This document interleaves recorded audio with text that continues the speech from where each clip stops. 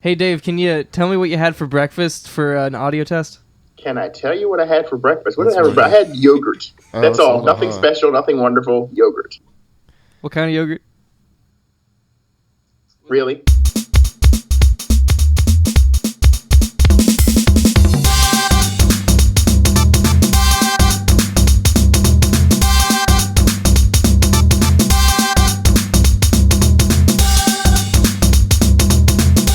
What's up, everybody, and welcome to episode 34 of the P-Funkin' Fro Show. My name is Austin Fluman. With me, as always, Anthony Gorman. Happy 2017, everyone. Whoop, whoop. Happy 2017. It's no longer 2016. This is going to be the 2016 recap episode. But, as promised, before we go into the topics, the subject matter, I have to introduce our third guest, the one and only Dave Thomas is back. Oh, Dave. Hello. How's it going? So, originally, Dave was supposed to come to my basement as per usual, guest on the podcast. This is where the magic happens, in my old basement. But Mother Nature decided to throw a bucket of snow all over Cincinnati today. A big old bucket of snow. Big old snow bucket. So instead, because I promised you a Dave episode, you're getting a Dave episode. Yeah, we were kind of freaking out at work. We were like, oh my God. Yep, so Dave is... Just know it's not the same because I can't see faces. And that's part of the fun. That's true. Can you video call? It's all good. You're good. Okay. All right. So we got Dave on Skype. So Dave, I'll do my best to describe the emotions that I'm feeling for you. I think Dave will be all right. He's already challenging us. Well, so the thing about Dave is it doesn't matter what face I'm making. He can always feel my real emotions through any sort of... That's true. Dave's been around us enough to where all of a sudden he'll sense the backpedaling. He knows. Yes, he knows. So Dave, we're excited to have you on the podcast for a third time. This is the only time that we've had a guest 3 times. Oh, that is true. So it's quite an honor. For some reason, people want me to come back. I couldn't tell you why. Yeah. Well, we're glad to have you back. People, yeah. So, Anthony, we talked about this, and we decided that this episode is going to be devoted to the great year that was 2016. Yeah, it was eventful. It was a doozy of a year. So, most would say one of the worst years of all time. Yeah, a lot of the internet people would say that. In terms of celebrity deaths and stuff like that, Hurricanes and shootings and ISIS and and Trump. Sorry, trumpets or whatever you call trumpets. Yourselves. Yeah, that's what a Trump fan is called, the trumpet. Actually, he doesn't start until 2017, so it's not even, that's true. It happened in 16, but it ain't really starting until now. They still did their victory dance. Yeah, that's true. Anyways, it was decided in 2016. So we decided that screw all that stuff. We're going to talk about what 2016 means for P-Funkin' Fro. Yeah. So, who better to have on the podcast than somebody that's going to challenge us at every turn and talk about... Right, because otherwise we would just be like, oh yeah, I agree also. Yeah, exactly. Vanilla is my favorite. Yeah. I love vanilla. Yeah, I do too. Is that your favorite ice cream? No, it isn't. Oh, okay. Cookies and cream. But that's I love close. cookies That's and like cream. vanilla with damn cookies in it. Yeah, exactly. So what we've done... And, of course, this is going to get derailed and go off the rails because that's just how it works. But we've both boiled down 2016 into 3 topics for each of us. And us being the same person, we each chose the same topics, same 3 categories. So original. I know, right? Well, basically how it works is we're both sitting in Chipotle in the mall, 30 minutes ago, and I'm like, Anthony, I'm going to use these topics. And he's like, wow, that's basically everything for me too. I mean, that if you want to lump things into volumes or things like that where, everything can get divvied up, those 3 are pretty much it. Yeah, they're pretty perfect. So the 3 topics being, number 1, trips, all the trips that we went on, because 2016, huge for trips. Number 2 is health, so that'll probably be a quick one. Yeah. So stuff like that. Exercising and stuff. And the third one is going to be, I think, the main course of the podcast. The main one being growth. Growth. Yeah.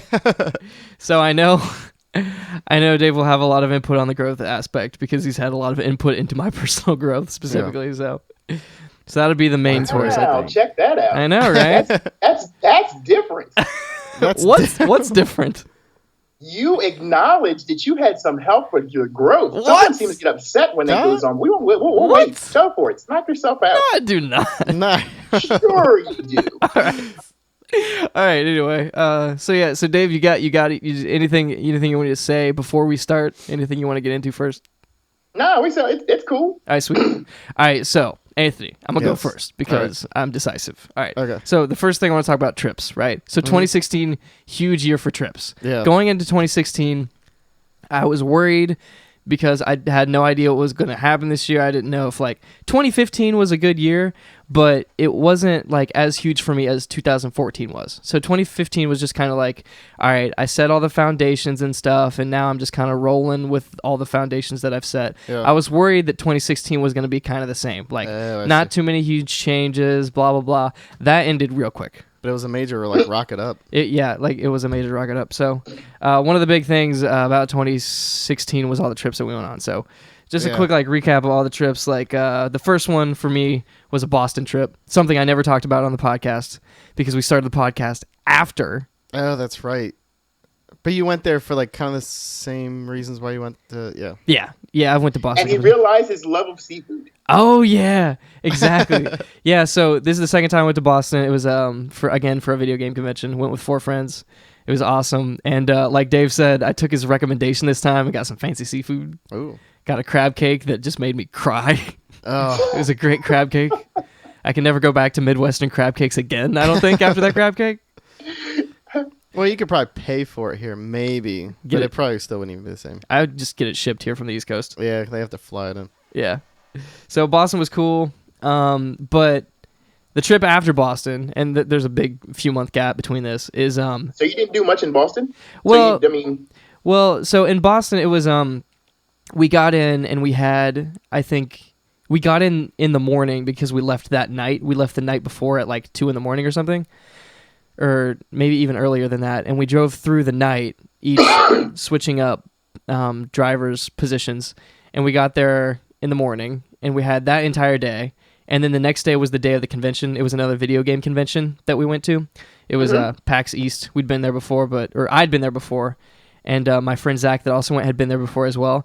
But the other friends that went, Dylan, Dustin, McBride, and their girlfriends, Maddie and Caitlin, had never been before. So we packed into my grandpa's Lincoln Town car and all took a trip up to Boston, and it was wonderful.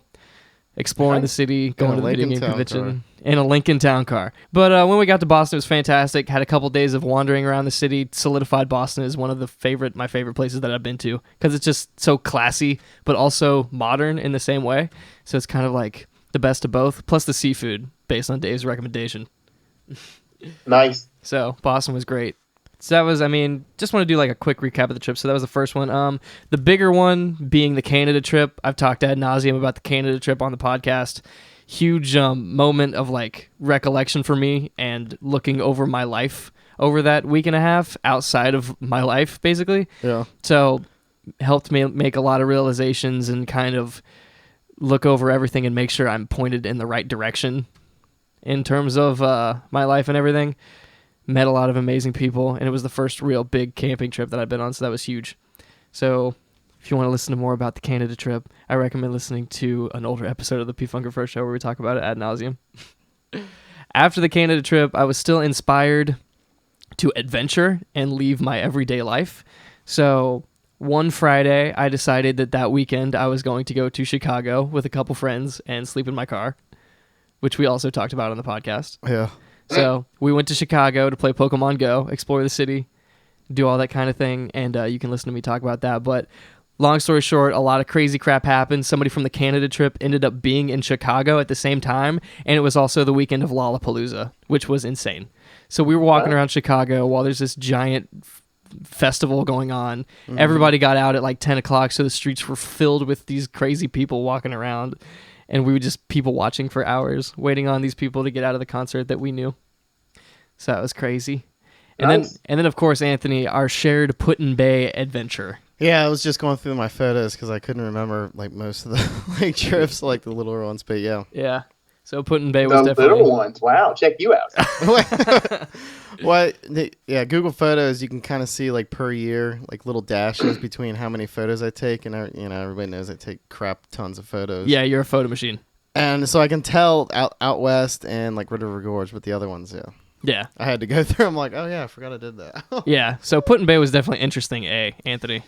Yeah, for a multitude of reasons, yeah. We went up there with Patrick, Melissa, Heater, and Brittany. Yeah. And basically we stayed on Middle Bass Island, Yeah, the little one. During our stay in Middle Bass Island, I went AWOL and disappeared for a while without telling everyone. Yeah.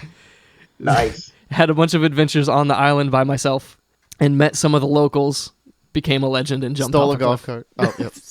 I didn't steal the golf cart. I know, I'm just kidding. But they did let me drive the golf cart. But yeah, then we had the next night in Put-in Bay. Had a bunch of interesting experiences there too. Yeah. So I feel like taking trips in general brings people together. Oh, yeah. Yeah. Because you're relying on other people and other people's plans. Plus, you're just all around each other the entire time. Yeah. That could be good or bad. You actually get to see a real person, because when you're at work, you really don't, in most of the cases, you don't get to see a real true person. You get to see a person that, yeah, under different circumstances, in most cases, they really aren't the person they may be outside of work. Right. It's the work person. It's like a filtered person, right? Yeah. Yes. Yeah, exactly. I feel the same way. And that definitely gave us a window into each other's personalities in a very, very unexpected way. Some of us are crazy all the time, no matter where it is. Yeah, that's true.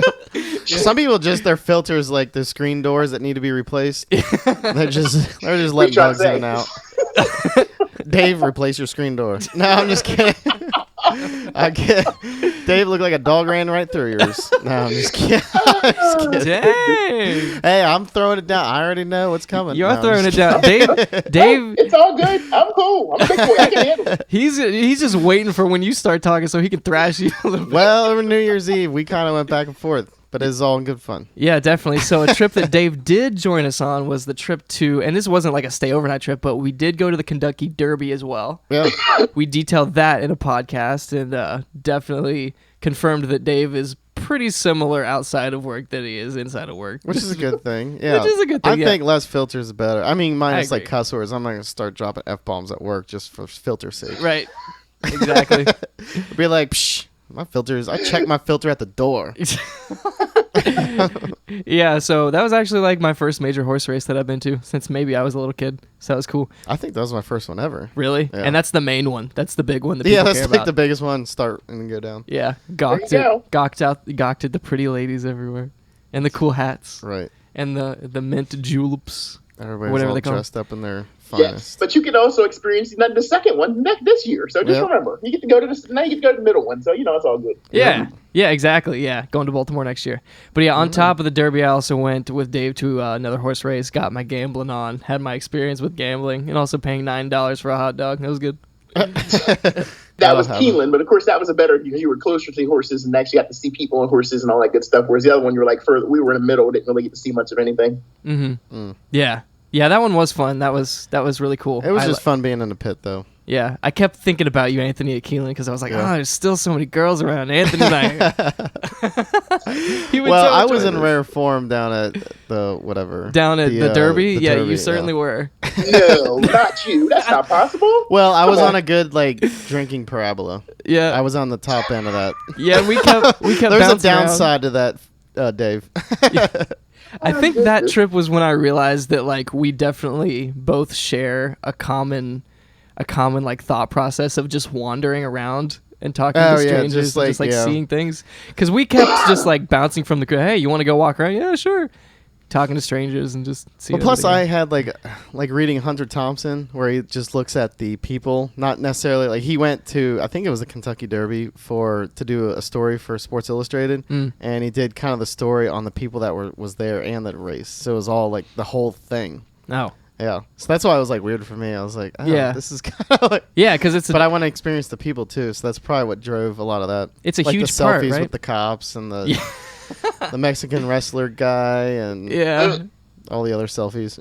Yeah, all these selfies detailed in Anthony's Facebook pictures. Yeah, this whole year, all my photos, anything I would mention is all in photos on my Facebook. Mm-hmm. That was definitely a big part so of take note of that. Don't go anywhere with Anthony if you don't like pictures. Yeah, Dave's in some of them, but I know he doesn't like them too often. So I pick up on that with some people, but sometimes you just gotta take a selfie. Sometimes you just gotta do it. Sometimes you just gotta take 300 selfies. Right. At least I don't have a selfie stick. I do have a selfie stick, and I love which it. is okay. I won't use one. My arms are long enough. Yeah, you're right. Your arms are basically selfie sticks. Yeah, they're weird. They're freakish. So those were kind of my big trips this year, and I guess like trips most of the time, I came back from all of them with the sense of like, okay, like redirection. Where do I want to go with life? What I want to do? Am I really happy? And blah blah blah. And I'm hoping to take all those realizations into this year, 2017, and hopefully make some drastic, well, not necessarily drastic, but foundational life decisions based on all of that information. So, Dave, you have any input from all of those vacations? Interesting words. I was just listening to your words. As I'm listening to you talk over there, but it's kind of like, And after each one of them, he comes back and he's like, I hate my job. But anyway, we can go there. I was talking to you recently because even if it wasn't a vacation, but coming back from the Christmas and the New Year's 4-day weekends, I come in and I'm like, God, this again. I guess I shouldn't say hate your job. The simple fact is when you get back in, when there's so many different things you have to do and so many different things you're responsible for, it's after coming back from vacation, it can be like, oh my God, really? Do I have to get back into all this stuff again? Right. So I guess I should clarify that a little better. Yeah. Especially after the holidays. Yeah, well, it's the struggle between like figuring out, is it just me not wanting to do anything or is it me just not being passionate about this subject matter? So that's kind of a distinction that I'll have to make, you know what I mean? I think a lot of people have that as the base. Yeah. Yeah. So everybody would rather be doing something. But man, like every time I come back, it's more and more like, oh God, this stuff, you know? Back to reality. Oh, yes, for sure. But do I want to change that reality? We'll see. Stay tuned to P-Funk Pro in 2017. Yeah. We're going to go pro. Oh, shut. We'll have like, it'll be our quit our job podcast. Yeah. We'll be like, we don't really have anything lined up and we have enough power for the rest of this month. That's about it. So we're going to see where life takes it. We're going to have to podcast from Anthony's mom's basement instead. And we'll like podcast every day because we have literally nothing else to do. We'll have like one viewer and it'll be accidentally my phone auto downloading. Right. We'll be like, at least someone's listening. A month in, we'll be like, it's been my phone the whole time. Yes. So stay tuned to 2017 when P-Funk Pro go insane. I think it could be entertaining, like the slow fall into insanity. Sometimes I think we can make a living off of that, but we won't talk about that right now. It's dangerous. Dangerous to talk about things. Wow, check that out. Yeah. So that was kind of my trips, Anthony, of 2017 or 2016. Do you want to talk about your trips? Go down the line. Yeah, I can go because I basically all the ones that I'm looking at on my Google Photos here because I need some refreshers because 2016 was pretty wild. It was a freaking packed year. Yeah. So like in January or it was January. Went down to New Orleans with Mark and Heater. Yeah. And that was pretty crazy. It was basically 3 nights of craziness. We stayed at Airbnb, which is the first time me ever booking one, which is kind of a milestone considering what happened later in the summer because that's all I basically did. Right. Hostels and Airbnbs out west on my own. So it was like foreshadowing. It was kind of like a test and foreshadowing. Yeah. And it was also my first time Ubering on my own. Oh, really? Basically, yeah. And I was I'll admit it. So I was like completely drunk and things like that. And I still was able to do it. So I was like, okay, I got this. Right. That's the criteria. It was a pretty good test, yeah. And we didn't like completely trash the Airbnb. Everything was nice. The lady was really nice. And Mark and Heater, everybody was nice. So everything was cool. She baked us cookies and everything like that. Oh, yeah. Yeah, that specific combination of people and also the fact that it was New Orleans, I'm sure it was a pretty lit event. Oh, yeah, because that happened before the podcast, too. So these were, okay, yeah. I won't go into details, but yeah, went to New Orleans for Mardi Gras. The first week of Mardi Gras, apparently it's 2 weeks long. So it was nice. It was nice. I enjoyed it. We did a lot of walking, went to the Garden District and things like that. So it wasn't just a drunken romp. But I mean, my photos will tell you another story. But yeah, but I like historical buildings and things like that. Yeah, so I have photos. Indeed, my selfies. I don't remember doing that. But then from there, so then I visited friends in Atlanta. That was really good. Why did you visit friends in Atlanta? Oh, for the bris. Yeah. So I became a godparent. That's a pretty big one. That's a big thing. Yeah. Somebody thought you were important enough to be a god. Yeah. I am a god of this one kid. And that really doesn't have any power anyways. But I also went to Atlanta a second time that year. Whose kid was that? That was my good friend, John, my brother. Shout out. Yeah. John and Mary down in Atlanta. And I went down there for I think that was this year. I'm flying through my photos. And then Yeah, and then we went to the Derby. That was big. This feels you already like covered it. This feels like a fifth grader going through a presentation, like, and then I did this. And then I mean, I'm looking through it. It's like, holy crap! How do I have? You took energy thousands for this? of photos. I this know. year. I'm like thousands. scrolling your internet, barely keeping up here. Then the next big one was probably my solo hike in Red River Gorge, but I kind of talked a whole podcast on that. I think, didn't I? Or that was the West you Coast. did a whole podcast on West Coast. I think we podcasted about the Gorge too, but Yeah, it was early on. You can give some details, give some people a hint if they haven't listened to that episode. Yeah, so this kind of was like, so if the Airbnb and the Ubers were preparation, kind of like foreshadowing for my West Coast trip, which is like the biggest trip I've ever taken. Yeah. The Red River Gorge hiking trip was foreshadowing for the solo trip portion of that West Coast trip. So I scheduled a group hike down to Red River Gorge on Father's Day weekend. And I did a Facebook invite thing. So a bunch of people, there was like 6, I think, people wanting to go. And slowly but surely, once the first person said, "Oh, I can't go this Father's Day weekend," I was like, "Oh my God, people the week of are probably going to drop out," because I didn't realize it.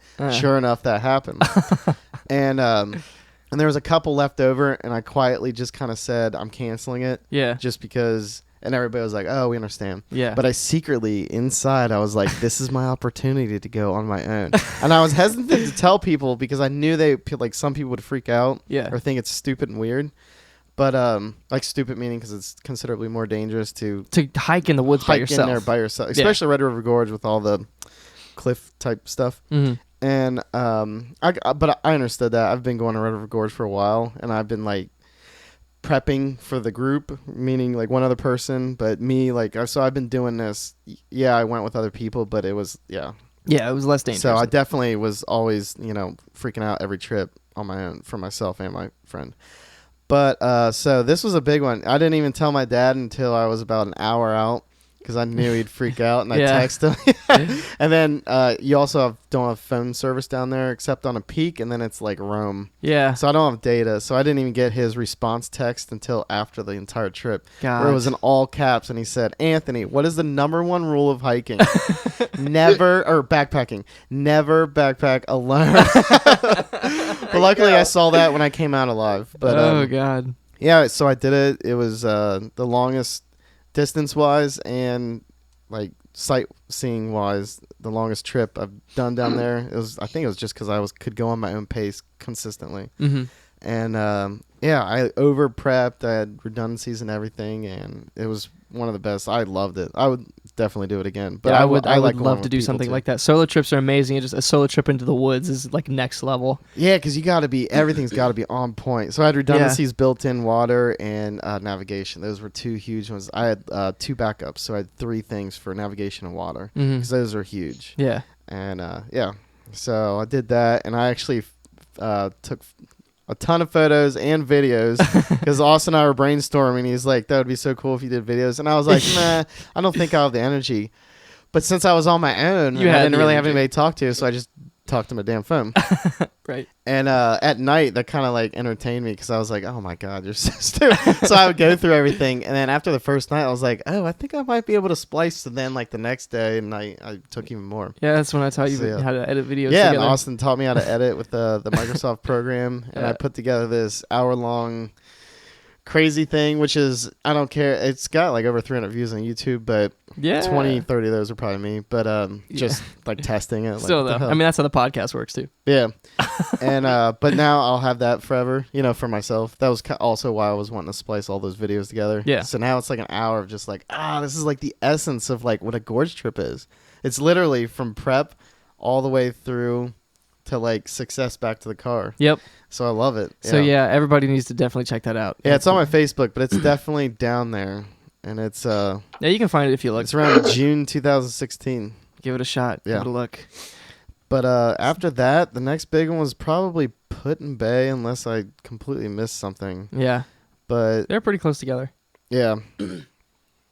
But it was Put-in Bay. Oh, I visited my dad and Donna down in Virginia Beach. Virginia Beach is and then went back to Atlanta. So that was the Atlanta trip for the first birthday, I think, of my godchild. Godchild. Yeah. Oh, no. Wait. We went to Tennessee to a tractor pull. Oh yeah. Yeah, I'm like flying through my photos. I'm like, okay, I saw John Mayer again. You went to Tennessee for a tractor pull? Yeah. Are you from Indiana? I thought I was from Indiana. No, I mean, growing up, I would go to demolition derbies and stuff. So I'm not like urban at all, like by any means growing up. But John really likes tractor pulls, and it was, I think, my first tractor pull. I've been to demolition derbies, and I think I've seen some tractor pulls, but I haven't actually been to like a competition, so it was really neat. That's cool. Other than that, back to Put-in-Bay that we already talked about. And then my West Coast trip was the big solo trip, and I went to 5 cities down the West Coast, starting from Seattle to Portland to Eureka to San Francisco, and then to Santa Cruz, ending there. And then flying back out of San Jose. 2016 defining trip, I think that was huge. That was like your Canada trip, I think. Yeah, that was a big one. Yeah. And it was my favorite trip of all time. God. I love, like when so I look fantastic. at photos, I'm like, oh, I want to go back. Right? Yeah, I got a bike from a guy off of reddit.com, and yeah, I think I'm going to get that bike. So my friend out in Sacramento has it right now. Oh, man, you got to get that bike back. Yeah, it'll cost $100 to get it shipped back. That's totally worth it. Yeah.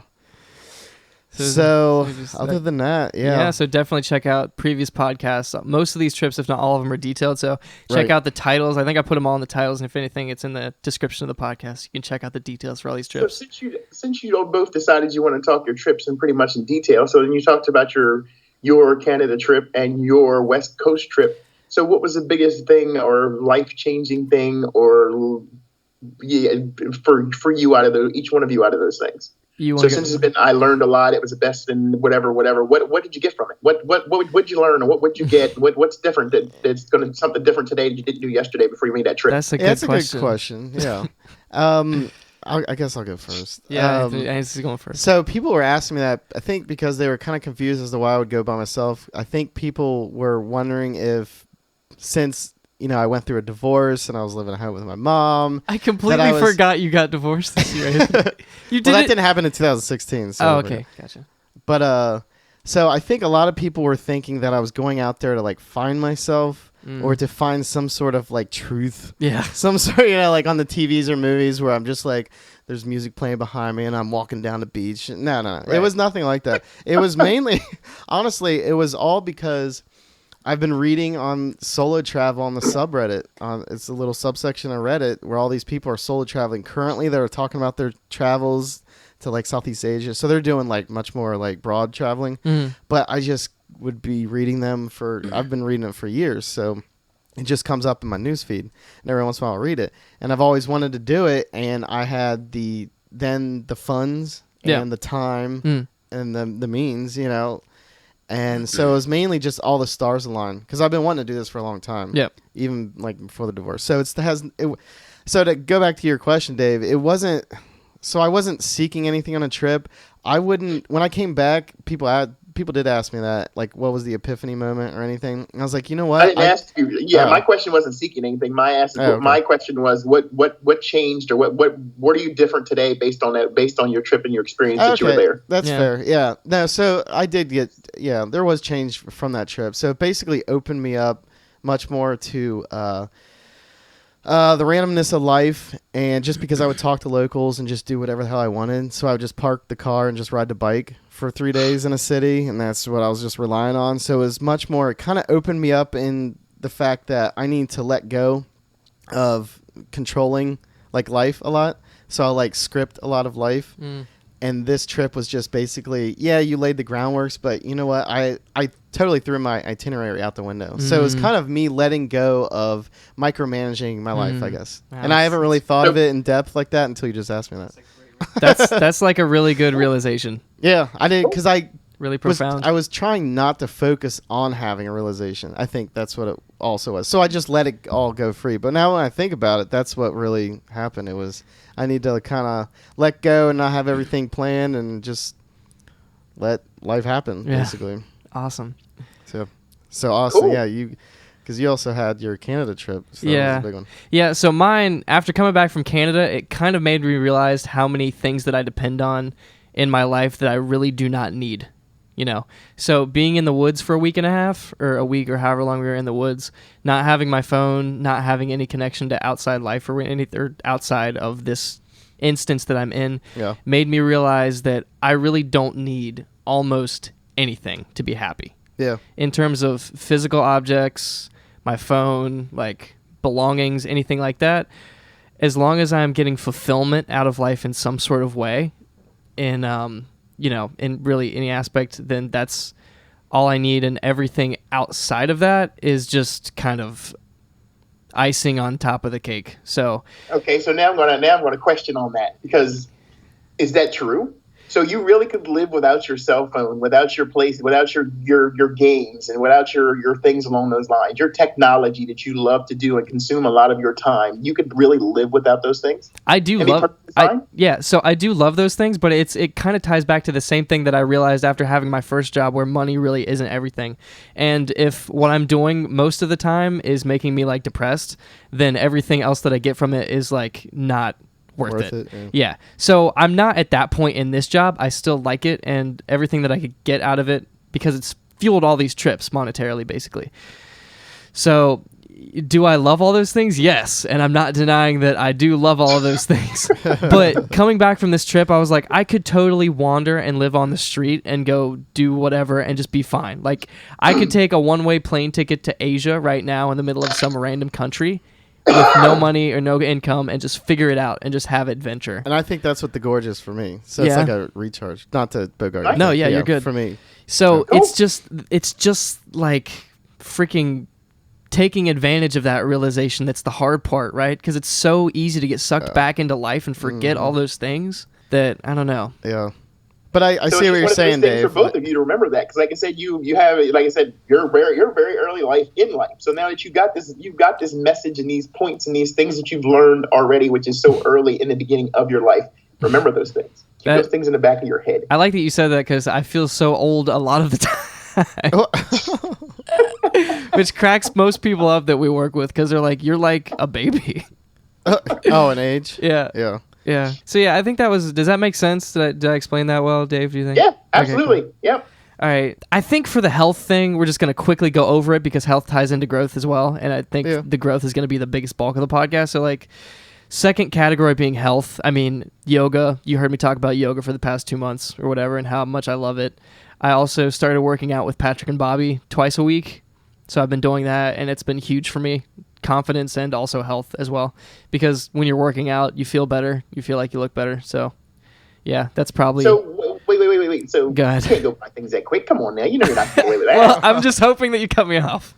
So yoga. What do you love so much about yoga? You said you love it, and so what do you love so much? I love a lot of things about yoga, Dave. It's amazing.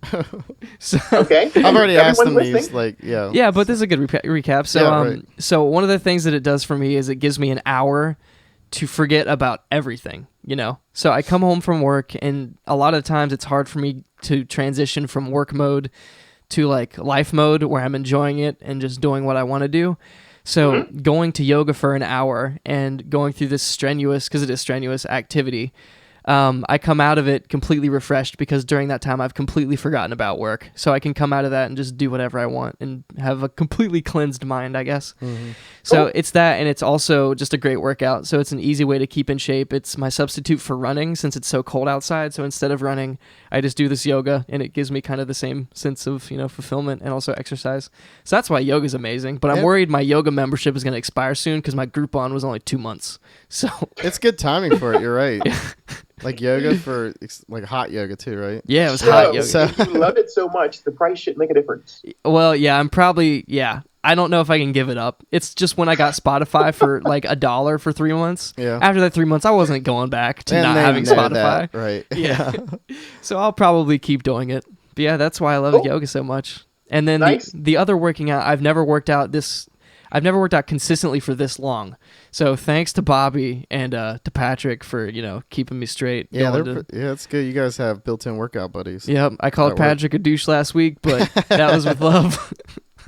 Yeah. I love you, Patrick. So so yeah, yoga and working out, those are my two big things. I forgot I also ran more 5Ks this year than I have in recent years. I was in cross country in high school, but after my senior year of high school, I really didn't run 5Ks as often. And this year I got back into that and ran 4 or 5 5Ks, I think, which for experienced 5K runners isn't like a lot, but it was nice to get back into it and really dedicate to that. So my dad's trying to get me to run triathlons and marathons now and stuff in 2017. And I need to sign up for him just because if I sign up, I'm going to do it. And I would love to say that I did stuff like that. So that's great. Nice.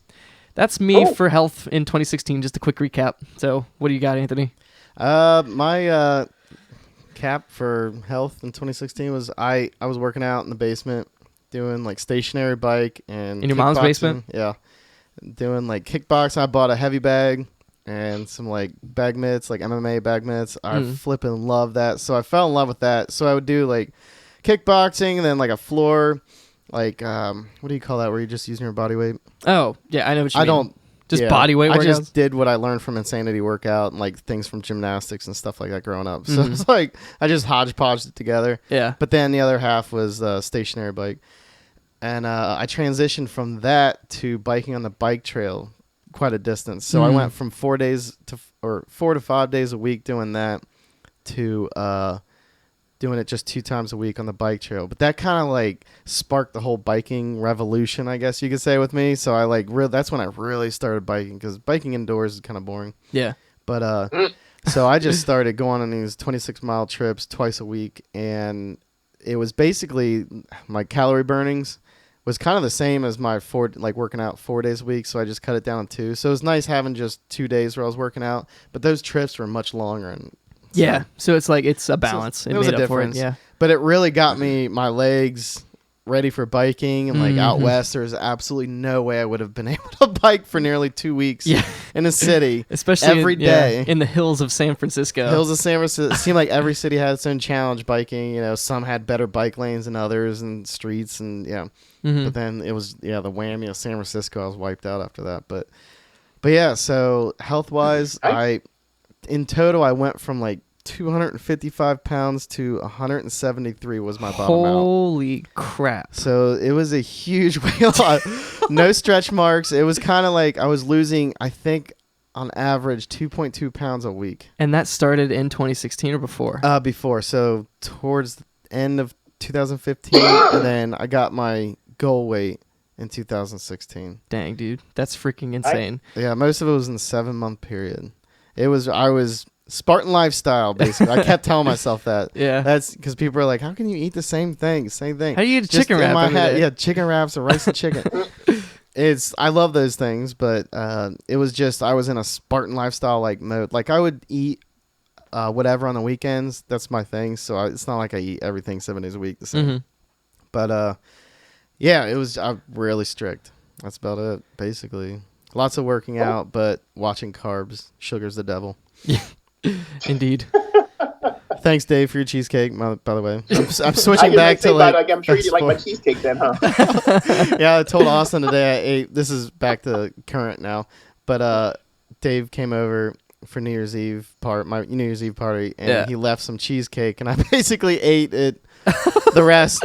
Well, that's cool, Anthony. At least you ate it. I made some for another person. I'll leave nameless a couple times. They never. It just went in the trash because no one cared to even try it out. That subtweet was to me.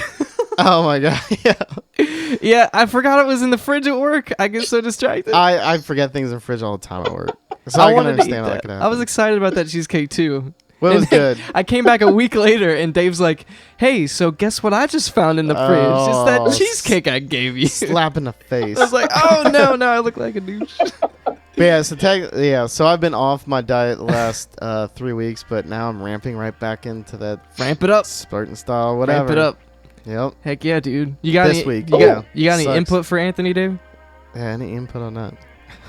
I'm kind of being quiet because I'm making little notes to myself, but I'm leaving it for. Okay. I'm gonna take just a quick cut break so I can save what we have because I really don't want to lose it. Yeah. And then we're gonna be right back with the 2016 episode of the P Fucking Fro Show. Whoop, whoop. Here's another one of Mitch's songs, probably.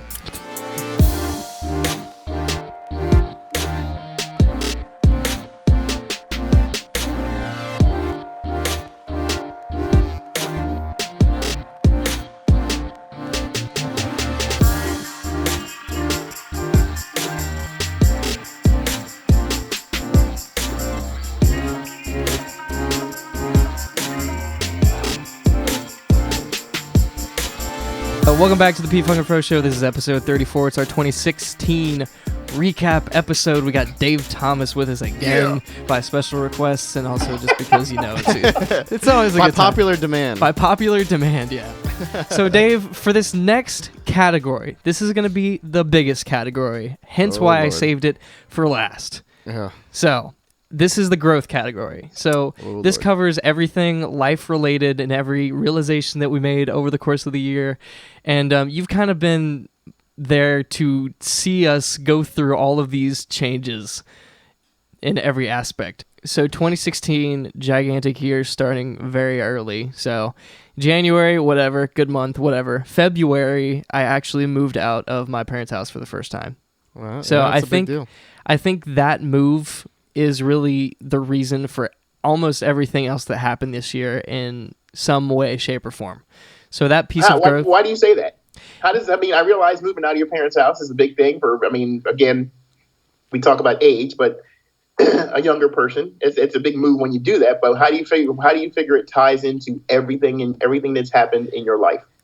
So, moving out, you have no one really to depend on except for yourself. They're always there if I need them, but now I'm completely self-sufficient, and I think it changes your mindset in a fundamental way. That's a big deal. Where it's like, I used to be complacent and live at home, and my meals were all cooked for me and everything, whereas now... You complacent? Come on. Are you serious? Come on, really? So complacent...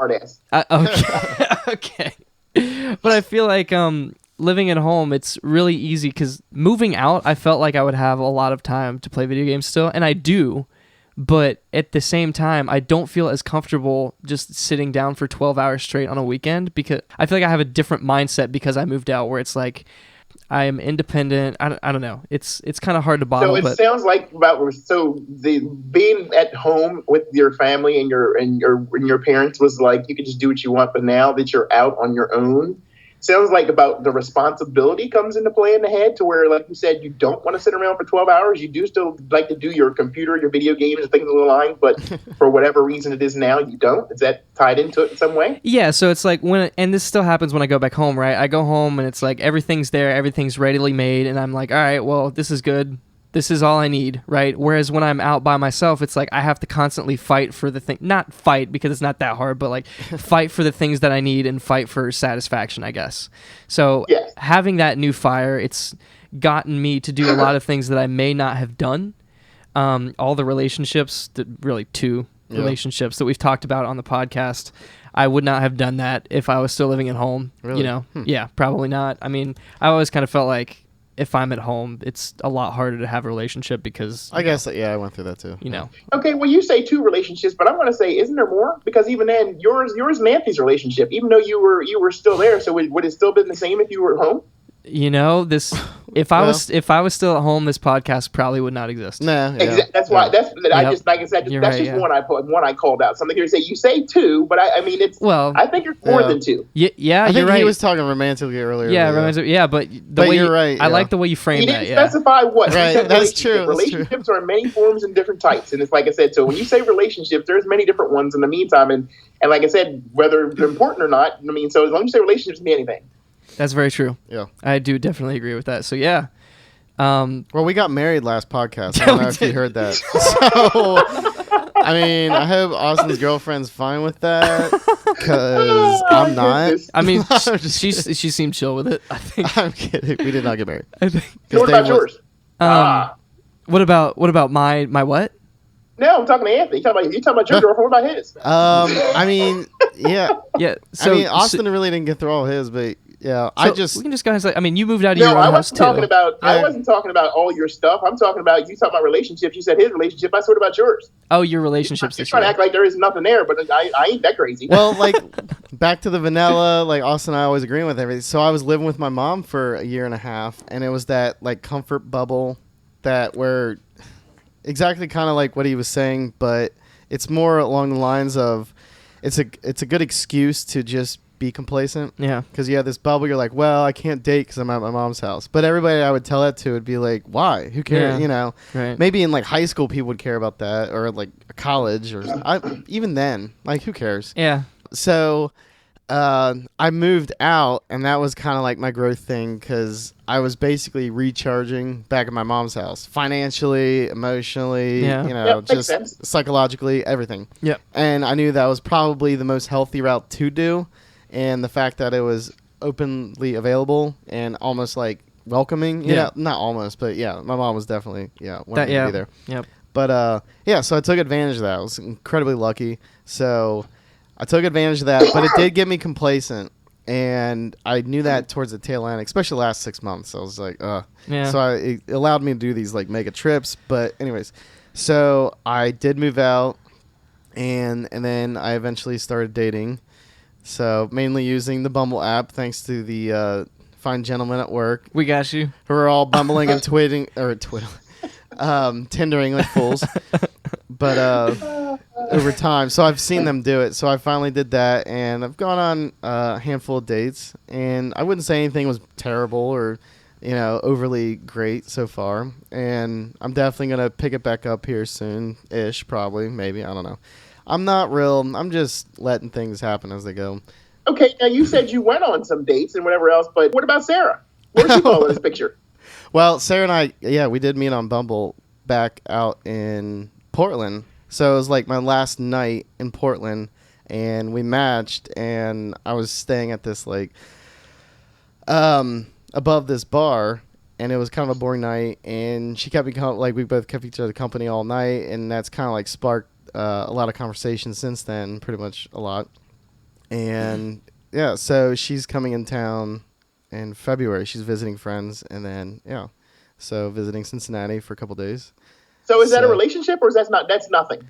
I would consider it friends. Like, I don't think we've really gone down that road. It's friends. Yeah, so we went from the Bumble app to Facebook, I think, briefly, and then just texting. But of course, mind you, Dave doesn't look like what I expected, whatever that means. Anyway, I just had to throw that out. So I will. So just for other people listening, so Sarah does listen to this podcast, and I warned Sarah. Let's see how this happens. So I took a selfie, surprise, of Austin. As soon as I walked in. Right. Yes. Dave's here. Selfie. It was not as soon as you walked in. It was pretty close to as soon as Austin was leaving too, so I wanted to get a picture with Dave. No, it was not. It was as soon as I walked in. It wasn't because we were still sitting there talking, and you had meatballs and stuff. It was as soon as I got there, like, oh, here you are. Let me send this picture. And, boom. And guess who? Guess who I sent it right to? Sarah, because she loves you as a guest, and it was like she loves listening to Austin. I don't know about me, but So I was like, well, it's all three of us together. So I was like, who would appreciate it? So I sent it to Sarah, and. Yeah, she just said initially that you didn't look like what she thought you did, and I think, that's fair. That's fair. You were like, "What is that?" And I'm like, "Oh shit!" I like instantly was like, I got red in the face. I was like, "Oh no, I shouldn't have said." So because I obviously can't put words in her mouth. I'm curious to find out what exactly that means. But in her defense, Dave, it's all good. I mean, I just found that intriguing, your choice of words when you said that. We're all both like, so Dave, like I said when you said that, I was like. Honestly, if I didn't view you like voice to face or whatever, I would. It's hard to tell. Well, I mean, it's radio personalities in general, right? Yeah, we even went into this because I was like defending. I'm like, Dave. When I listen to Bob and Tom, which people from did not say anything was bad. I just asked questions. You were just like, what is that? Yeah, what does that mean? Yeah, so I wonder. I'm curious too. So my example. More into all of it. I had just asked a plain, simple question. It's just people's voices don't necessarily correspond with what people they have in their image. That just happens in radio, I think. If I didn't know what Joe Rogan looked like, and I knew he was a comedian and how he talks, I guess, I wouldn't view him as like a muscly bodybuilder dude.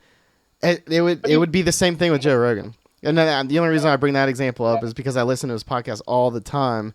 And he would look different, vastly different than what I would imagine him. So Austin, what's your? So then we talked about Anthony a little bit more in relationship. We kind of like talked you really didn't get into much. Well, you switched it over. You were like Bumble. Okay. Yeah, you were like, okay. Let's talk about these Bumbles and these Sarahs. So I had let's see, where do I even start with it? So I had a few experiences with relationships. I tried I tried the Bumble and the Tinder thing for a while, and I didn't really get anything. Nothing really came of that for a while. So I stopped that for a while. Yeah. The first actual thing that I got into happened in like, what was that, like September, October timeframe, something like that. It wasn't too long ago. At the bar? Yeah. Okay. That was the bar situation where I was walking back from Starbucks at like 10:30 at night on a work day or on a work night, and met the girl at the bar. And the great thing with that is you don't drink. So it's I don't drink. Yeah, you're going for social reasons. Yeah, exactly. So I got a water and sat there and met this person, and that was my first relationship in like 2.5 years at that point. Yeah. So a lot of thinking and a lot of realizations and just considerations. It only lasted a couple weeks. What was it like? Was it a month? Did I say? Do you remember how long I said it lasted, Dave? I think it was like 3 or 4 weeks. Yeah, I can't remember because I know that you said you knew very early, and I was just, and then we talked about that before in one of your previous episodes, but yeah. Episodes. yeah, we did. So I came out of that relationship thinking like, am I meant to be in a relationship at this point in my life? Like, I have a lot of things going on. I have a lot of time commitments already. Do I really want to be doing this? Yeah. And I came out of that relationship thinking that it was just not time for me to be in a relationship at that point. And when we talked on your last when we talked on that podcast about relationships, what were the words that we talked about? Obligations. Feeling obligated, and then when something come along that really piques your curiosity and your interest that things would change. Did we talk that before? Yeah, we did. One of the things that when the time comes, you'll make time because we make time for things that are important to us. Get them, Dave. Yes, Dave. Those were the exact words I think that you used. Oh, okay. I was just trying to remember. It's almost like you knew exactly what you said, and you're just saying that. He's just setting you up and knocking you down. Yeah. So so that was the first relationship. Didn't, it was fine. There was nothing, like I said, nothing wrong with the person. It was just like when a relationship doesn't jive, it just doesn't jive. And it's more healthy to understand that as soon as possible. Instead of going on. Yeah. So that was the first one. And after that, shortly after, I don't know what keeps drawing me back to those apps, but I got back on the... Well, because they're easy and it's something like... Yeah, I wouldn't call passive, but it's almost passive. Well, it's just like swiping and stuff. Yeah, so what I realized about these apps was, I guess something that's been really getting to me without me really realizing what it was has been seeing the same people every day for a while. So I go to work and I've seen the same people every day for like 2 years. I hang out with the same people, which is cool. Yeah, I love y'all. What are you trying to say? Well, I like meeting new people and making new first impressions with a lot of people, and I got that out of those apps. I think that's one of the big reasons why I enjoyed using them. So I was, it's like swiping, and I was crack. It is. Yeah. So I was meeting a lot of people and talking to a lot of people, and really, after the first relationship ended, I started having a lot more. I was more dedicated, so obviously I was getting more like matches and stuff like that. Yeah. So I just started talking to these people, and I'm like, you know what? If you don't try to do this now, you're going to end up never being in a relationship ever. And I feel like it's just because you're just going to be like, this is fine being single. It's like how I was with my driver's license. That's coming from a 22-year-old person. People keep that in mind. Right, exactly. So, first example, like when I was supposed to get my driver's license, I was just like, my parents can just drive me around everywhere. Why would I want my driver's license? Oh my God. But very clearly it's important that I got my driver's license, right? So this is similar to that, where I was wanting to go. Yeah. If I never try to do this, maybe I'll regret it in the future if I don't. So I kept trying and I kept doing stuff like this because it's so easy to just swipe. It's so easy. Yeah. So went on one date. It was all right. She was cool. Didn't really talk to her much after that. But the second person that I matched with, it's been about a month now. Her name is Alex. Shout out. She's a subscriber at this point. Yeah. But like you said, when you like someone and it's actually working, you end up making time somehow. Yeah. So, yeah. It's been about a month. You just know. It seems Yeah. So it's been driving a lot better, and it's been a lot of fun, and she's a very cool person and in a lot of ways. So I made the realization that it's not just me being super selfish with my time. It was just the wrong relationship with the wrong person the first time. So now being in something successful and cool that's really good. Yeah. It's nice. What's the translation? That's what I was trying to allude to, because I don't know. It seems like definitely a positive impact on his life. Well, so the good things about a good relationship are they elevate everything. It doesn't feel intrusive, right? How so? What do you mean? A good relationship means you found someone that like fits into your life in a comfortable way, so that all the pieces, it's like two puzzle pieces that go together, right? Okay, yeah. It's not like And a bad one is like trying to fit a puzzle piece that doesn't match with the one next to it. And then just cramming it and just in trying there to force anyways. it, and there's always obviously going to be resistance. Yeah. Whereas this doesn't feel like that. It good. it feels like, it actually meshes and gels really well together. So when that does happen, it's a wonderful thing. It's elevating, yeah. Yeah. I can tell. And you have all the time in the world for that, no, don't you? No matter what, there's nothing that's more important, is it? It's kind of funny. It's kind of funny how that works, yeah. Yeah. Oh, okay. I just thought I'd ask. I mean, I'm just curious. It's almost like your advice was totally on point. But yeah, she thinks you're a pretty valid life coach, Dave. So what's your sister's first name? My what? Huh? Your sister? My sister? Yes. Oh, the one that listens? Yes. Oh, that's Stephanie. Okay. Why? Hey, Stacy. So I asked that because my question is, for all those wonderful people listening, and and to give you more interaction with the wonderful Funkin' Pro show. Wow, check that out. Anyway, thanks for the plug, Dave. What makes me so interesting coming on the show? It's like I noticed your sister Stephanie was like, I want to meet him. I love the conversations. I love I don't remember. You sent a couple messages. I can't remember off the top of my head. And then even then, it's kind of like with Mr. Gorman over there and Sarah, it's kind of like, hey, but I mean, they didn't, of course, it doesn't look like what I expect. Everybody seems to have these comments, and they're like, hey, he seems pretty cool. And then we'll go a little further and say, even with, as you said, Austin Alex, it was like, I like that dude. I want that dude to do the same thing he's like doing for you and be a life coach type thing. So what makes me intriguing or interesting to these people? Well, so what the reason why people like you is because you don't put up with our crap. Yeah. Well, I mean, you have life experience, and you're not afraid to like slam it into us. Yeah, I could be completely like comfortable and sure and certain about something that I'm saying, and you find everything about it that's like, wait a minute, this piece is crap. To be fair, let's be fair. Now, I want all you people who listen. Now, just beware. Y'all talk about me and questioning Austin and questioning Anthony. I want you to know. He's putting the listeners on point now. This is a one-sided thing because when I have been in the process of working with Mr. Austin there and teaching things, he reads me the riot act. I have to watch my words very carefully and make sure I choose just the right words, or I get 100 questions that I have to answer and clarify many different things. So this is not a one-sided thing. So don't think this is like, oh, this, that, and the other. No, I get tortured. Trust me. I get really interrogated in the process when I say things. That is true. Yeah, we'll be in a meeting and he'll say something. I'll be like, oh, wait a minute.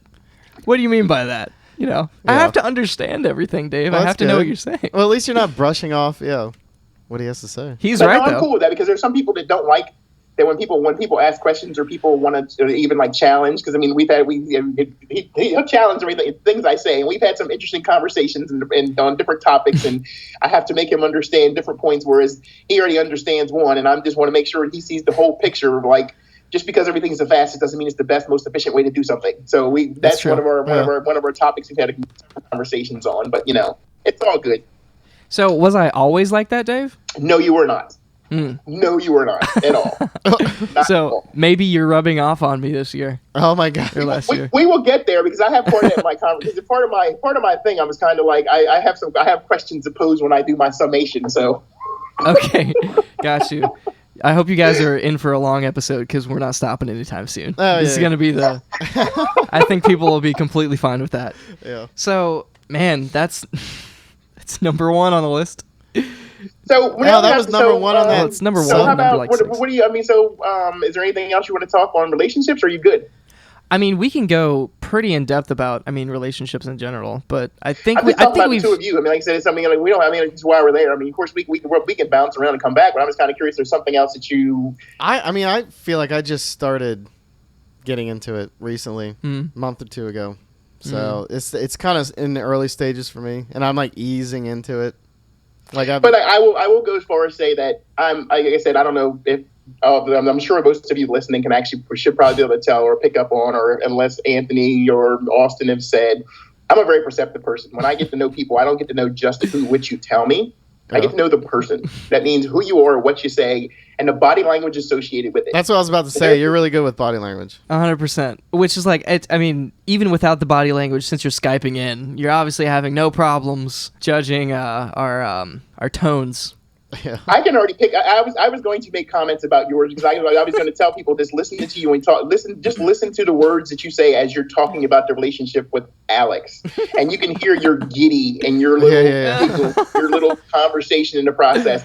I had that you can just listen to your words and listen to you and figure out how you are, how you feel, what your body language is saying. I don't even have to see you, but of course I've gotten used to that now because I've dealt with you and we've talked and we've had conversations so much in like the last couple of years in the process to where, I can pretty much tell without actually seeing you. I do like to see people's faces and body language just because when people are lying to you, I can pick it up easier when I can actually see versus not. But yeah, even if they're not directly lying to you per se, but like to themselves. Yeah, that's a big one. Good point. Good point. But yeah, so it's just one of those things. Like I say, because even then, people have a tendency to tell you things, and of course, Austin can tell you. We talked about it on one of the other episodes as well. But he's tried to pass things over in the process, and I just kind of look at him and say, "Okay, you're done trying to lie to me, and you want to finally tell me the truth and answer my questions. What you just said is a bunch of lie. I don't know who you're trying to sell it to, but I'm not buying it." So, Dave, I will say that's my favorite expression you have. You like if I say something and you like lean back and you look at me, I'm like, shit. I just know it. I'm like, now I got to figure out what I just said. Yep. Yeah, that like was like a lie to myself. Yep, exactly. Good point. Are there any It's all about growth because one, I've always enjoyed people myself, and like I said, it's one of those things. So some of you may think I'm crazy when I say this, but I also know people are crazy and people are ignorant. So it's kind of like one of those things you have to balance about things. I love people, but I also don't like the drama and chaos. You can't tell them I'm one of those no nonsense type people. I don't really care for drama. I don't care for chaos. I don't care for bull. But it's just kind of like I'm a straight shooter. So it's kind of like, but in the meantime of that, in order to really know what a person's doing, what they're talking about, you got to know a person. You can't just do certain things. You got to pick up on a person, what they're really about versus just assuming and taking what they tell you, because what they tell you isn't always the truth. That's true. Yeah, very true. Yeah, like Anthony said, I've said a lot of things that you've called me out on that I didn't realize that I was not being completely truthful about. I thought I was. Well, Dave, I will say you warned. Don't even try to pawn that off to try to make it like you thought were. You knew right well that you were trying to sell me a bridge and I wasn't buying it. Not every time. Not every time. Like Anthony said, there's a lot of denial that goes on that I didn't realize until. But Dave, you did warn. I remember early on, you were like, I just tell it out. I can't remember how you said it, but you're just like, you tell me if you don't want to hear this, but this is what you get. Right. Mm-hmm. And I loved it ever since. I never have not liked it. Disclaimer and tell you the process that if you can't handle the truth, then I'm not the person for you. And I mean, if you don't want to hear it, then I won't tell you because I'm not going to sugarcoat it. I'm not going to beat around the bush. I'm just going to say it.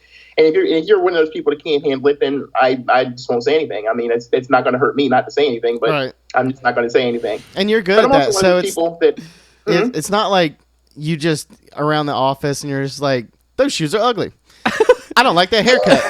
You're like, it's like you do it to help people, but you're not like that dress looks ugly on you. Right. Like, you're not like a loose cannon. Just so people don't think that you're just running around like. But no, because when I actually do everything, most of the stuff and almost everything I do is to help a person in some way, form, or fashion. I'm not a vindictive person. I'm not a nasty, hateful person. But if you don't know me, you can think I am because, like I said, I'm just going to tell you the truth, and whether it hurts or not. I mean, it sounds cruel when I say this, but I really don't care because in the meantime, it's a message. And like I said, I'm not just going to go and say, hey, you're a jackass or you're an asshole or whatever else in the process just to say it. Yeah. I mean, I can tell you why I say something. I mean, most stuff I tell you is constructive. Most times people don't want to hear it because you don't want to hear it. You think it's something wrong, but it really isn't about being hurtful. It's about giving you a message and trying to get you to understand or pick up something. Right. Yeah. Because in most cases, as I've said to Austin, I've made comments when we've had conversations. I don't say anything for nothing. Even when we're laughing and we're joking, I make comments, and in the meantime, I'm making those comments, and I don't say them for nothing. Because even then, as you're laughing and joking, I will still slide something or throw something right at you in the meantime, and I think he's learned that now because in the meantime, it's like I heard that. I picked up something in the process. But like you said, because it is, whether you choose or not, you just look at me or whether you just let it slide by. I'm like, okay, did he mean something? Or he's just saying, I don't say it for nothing. I'm saying it for a reason. And if you buy it and pick it up, that's up to you. But it's not, I mean, I'm not going to sit there and beat you over the head with it. I'm just going to tell you. In the meantime, it's like, hey. Right. Because one of those things, it's about, like I said, I don't like people getting over on people. I don't like people trying to, do things along those lines. That's not my style. That's true. Yeah, that's usually negative. So then my question to you is, I would ask you, so either one, whichever one. So do each of you or either of you feel as though the person that you started out whether it was just 2016 or we'll go say backwards even one more year. And for a hint, for like 2015. So is the person that you started either this year, the prior year, or that you have today the same as it was at the beginning of the year or the year before? I definitely think it's an evolved version of that person. So yes, different in a lot of ways. You know, the foundation for who I am, I think, hasn't changed. It's just, I think a lot of the traits that I've needed to work on for a while, I did. And I think they've kind of fleshed out a lot this year, in my opinion. Explain. Okay. I say what I need to say now instead of just bottling it up. We'll say that. I actually say what I need to say now instead of bottling it up. In many more instances than before, yes. Yeah, many definitely. More, yes. In many more instances before, absolutely. I think that's the biggest piece. I think that's the biggest piece. And also just the big thing that this podcast has helped me with, and the podcast being the next thing that I want to talk about in terms of growth, it's helped me kind of be true to, I guess, who I want to be in kind of a weird way. What, the podcast? Yeah, the podcast. So to elaborate on that a little more, a lot of times I find myself in a situation where I act differently around different people, which everybody does. You know, everybody's got the different friend groups that they act differently around.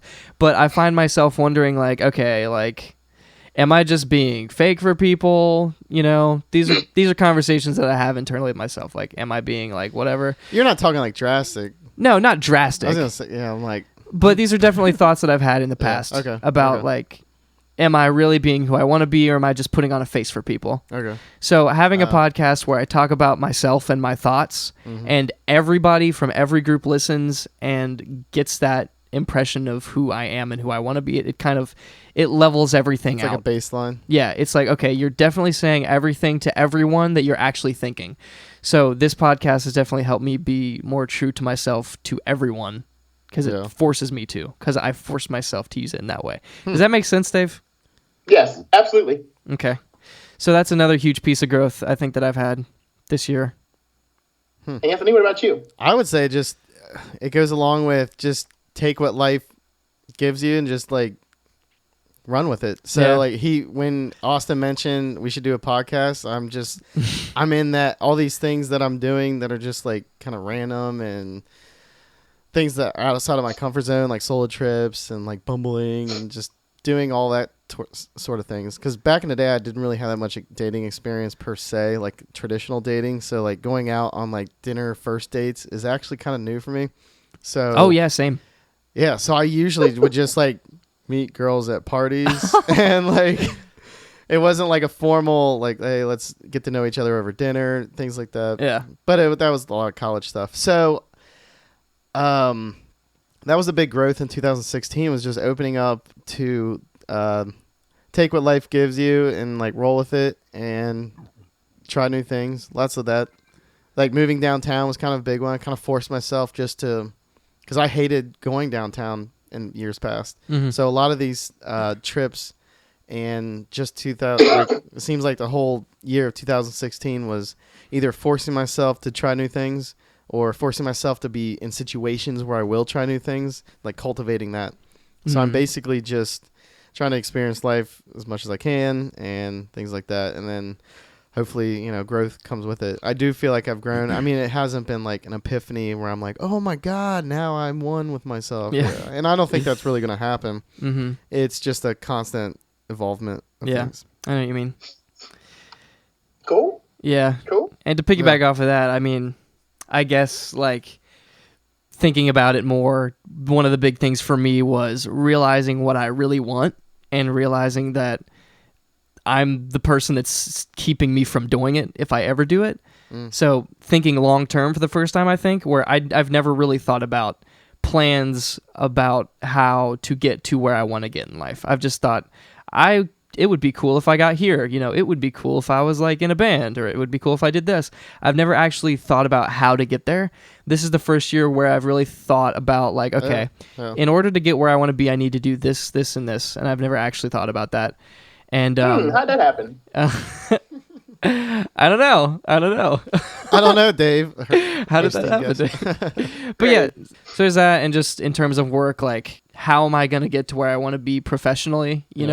Realizing that I'm pursuing my career for me. I work for a company, like I perform for a company, but I'm not entitled, or they're not entitled to me, right? Yeah. And if it's not giving me what I need or whatever, or if something about it isn't working, then voicing that concern is important, and maybe figuring out different ways to get to where I want. I don't know. This is very vague, but I hope I'm conveying my point. No, you're right. It makes perfect sense. So, of say where you were at the beginning of 2016 and where you are now, in the beginning of 2017, if you had a 2 or 3 things that you would say that is different today, what would it be? You want to go first, Anthony? Yeah, so I was in a work coma and a cocoon in life in general, and definitely just kind of busted out of that. At least the outside of work. Yeah. I definitely have goals moving forward, but whereas 2015 it was basically just like, I don't know, I was in a stage of just germination. I don't know. Yeah. I'm trying to find words Fair to enough. describe it. I think I know what you mean. Yeah, I was hibernating basically. Sure. So the bear has come out of the cage or the cave, and now I'm looking for berries. Whatever those may be. Goodness. Alrighty then. Okay. So let's see. So 2 to 3 things. I think confidence is a big thing. Just elevated confidence. Mm-hmm. Confidence that I can live by myself. Goals is another one for me. I have them well-defined goals. And I don't know. I think everything we talked about kind of sums up everything else. So really quick before we wrap up, just I'll go through the list of other things really quickly about this year, and then you can follow up with the questions that you have. Is that cool? I'm asking you, is it cool this isn't my podcast? Hey, I don't know why you're asking me. I'm not the host. So just real quick before we catch up.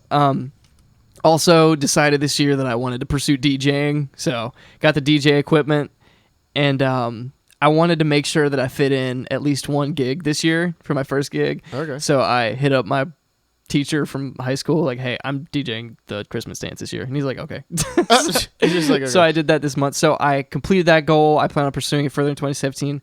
On top of that, we already talked about the podcast and how huge the podcast has been for both of us for a lot of reasons, like growth and in terms of just conversational abilities. Yeah. I think it's made us a lot more dynamic, especially when meeting new people. It's helped in a huge especially way. First days. It's just like huge. Like, Anthony, you just babble on about anything anyways. Just do that. Right. Exactly. Yeah, right. But it's just like it's a great conversation starter too. Yeah. Like, I have a podcast. Oh, tell me about it. Like, what do you do? And I feel like we can talk about the podcast forever, which is hilarious. That's true. So that got the work promotion. Oh yeah, that was a big one this year. So that's big in terms of professional stuff that happened towards the end of the year, but I was working on it all year with help from Dave. Appreciate that. If it was not for Dave pushing me to do things, I probably would have rested on my laurels a lot more and just not done. Because I would have done the work still, but I feel like I wouldn't have had the important conversations that I needed to have to get it done. Which is key for that. Yeah, which is important for everything. Yeah, so there's that. Anthony, anything else you want to bring up from this year before we go into? I don't think so. That was a pretty good wrap up. Okay. All right, Dave. So final questions, wrap up questions. These aren't wrap up questions. What do you mean? Yeah, I'm hijacking your show. So yeah, wrap up questions. You ask Dave has the final word. I'm answering the end, unless you don't let me answer. I mean, I don't have to answer. It's up to you.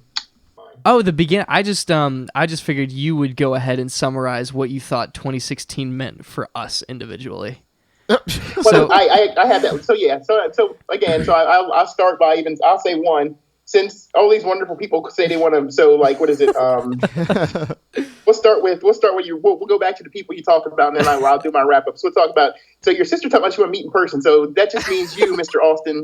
If that's the case, I mean, I'm cool. We just have to do another Ruth Chris day and actually go there. And if she's game and wants to meet a crazy person, I'm cool with that. I mean, it's all good. Oh, she would be so down for that. So yeah, just have to let me know. We can do that. I'm cool with that. I mean, it's all down. I'm the crazy person. The same crazy person you see or hear because I'm in person. So if you can't handle that, then I would tell anybody don't say something. I'm This is true. I'm a little touched, but anyway. Let's see. I'm kind of curious what Mr. Gorman and Sarah. They sound like really coy. Oh, this, that, and the other. I think there's more there to meet the eye. So yeah, they can sit there and play the game and talk the little thing there. I don't know about that, but I think there's something else brewing going on over there. You want to play Mr. Coy, but hey, Mr. it's all good. And Okay. then what? So, then what? Oh, Austin talks about Alex. Hey, I'm game for, like I said, that's up to y'all. I mean, I don't put myself in anyone's life. I'm cool with meeting, hanging out, talking to any person in the process. I'm cool with that because like I said, I'm cool with people. I just don't like drama and chaos. And like I said, if you think I'm crazy on listening to me, then in person you may think I'm really insane. But it's all good. It's good. I'm cool with that. No, I think that'd be an interesting day. I think that would be a fun hangout. Yeah, that sounds like it'd be crazy. So I've had much more time and interaction with Austin and Anthony. So I will start with Anthony. All right. I mean, yeah, you're way too laid back. I mean, you got to be more assertive. You also have to speak how you feel and what's on your mind more than what you do, and just kind of let them know. Well, it doesn't. I mean, whatever. It's not important because it is important. It would help and benefit you in getting yourself squared away with things that you want to do and things you want to accomplish. I see. And also, you would get more satisfaction. It sounds strange, but you would get more satisfaction by actually voicing some of your concerns and some of your opinions versus just sitting there and letting it go. Like, okay, really important. I'm not worried about it. I'll just let it, but I'm not going to get into it. It would benefit you more. So be less like Switzerland and actually choose sides. Yeah. I see what you're saying. Yeah, because I mean, like I said, you're like I told my thing. I told Austin is get off the fence. Stop sitting there tweeting back and forth on the fence. You're gonna fall one way or the other. You got to pick one. Don't sit there and just sit there dangling on both sides and the other process. And it doesn't do anything for you. That's very true. Yeah, that's true. I've also told you and offered to help and assist you with whatever. Because even then, as I told Austin in the process, when we have conversations and we may be at work and it focuses or has something to do with something that's going to help and benefit you with work wise. All of the stuff just isn't a work-wise thing because a lot of stuff is both work and personal. I mean, it's like I said, because everything goes with both. It's not one, and almost every lesson with that goes to both things, not just one thing. And it can stem from one of those things that I don't really talk much about Dave, but it's one of those things to where a lot of things that I do today or what I did not have. So growing up and doing different things or things that I may not have had and had not had the opportunities to do that I learned the hard way as you do things and work things through to where I've actually taken opportunity to point things out, help people and assist people with and give them something that I noticed or thought based on what I seen, heard and whatever that they wanted or that would benefit them in some way, shape, or form. So you have any comment? Yeah, what's your feedback, Anthony? My feedback. Do you feel completely broken down? Well, Dave, I gotta say, I definitely appreciate like just the time and effort and thought process that you put into people that are not yourself or even close like family and things like that. So I just appreciate it. So I'm not like pandering to you. I'm just, as you were talking right there, I'm like, you put out a lot of advice and you put in a lot of effort just to help other people. So I think that's really cool. All right. Oh, now we go to Mr. Flume. Okay. Now he disagreed with me when we started talking this in the beginning, but so just for me, and like I said, we'll talk 15 and 16 because I know when I started initially working with Austin, he looked at me and asked why I pretty much chose him in the process and versus because there was a group of people, I think he had like 10 or 11 people that came in together. Yeah. And it was like, why did I say something to him and choose to offer to assist or help? And it was just kind of like one of those things as I said, I know people and I kind of like sat and watched what they all did as they came in and as it got going so far and listened to comments from people that were all in part of the group and just kind of looked and watched what took place and happened. And there was different things that I saw pretty much knew and could tell that you wanted to do many different things and had all these things that you wanted to accomplish. And of course, as we're all young and even myself, because the one thing that most of you don't know, and I've told Austin many times and he just looks at me and laughs, but I could actually say Austin is me 20 years ago because we literally, and people probably are like, what's that mean?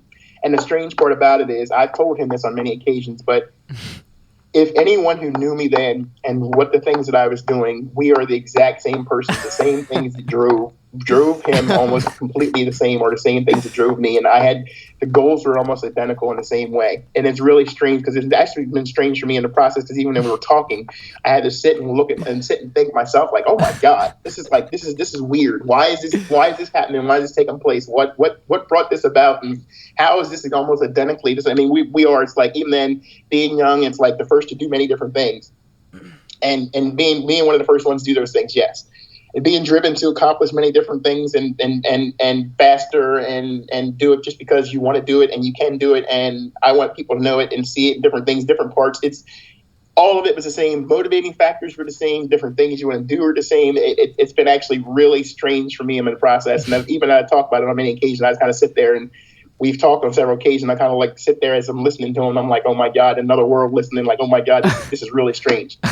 So when I started, the person today is not the same as the person when we started, because as we talked in the beginning, he was another one, and him and Anthony are saying pretty much they're way too laid back. And they don't want to piss people off, or should I say, cause any kind of tension or friction.